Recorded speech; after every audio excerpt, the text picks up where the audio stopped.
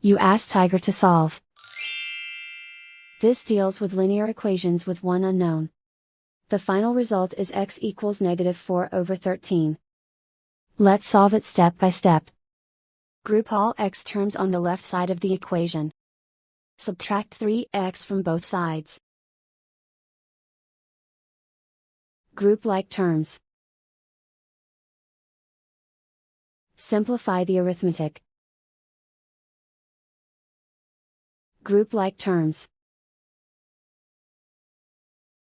Simplify the arithmetic. Group all constants on the right side of the equation. Add 3 to both sides. Simplify the arithmetic.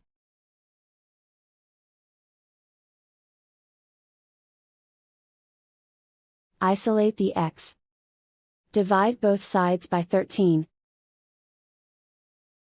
Simplify the fraction. And so the final result is x equals -4/13.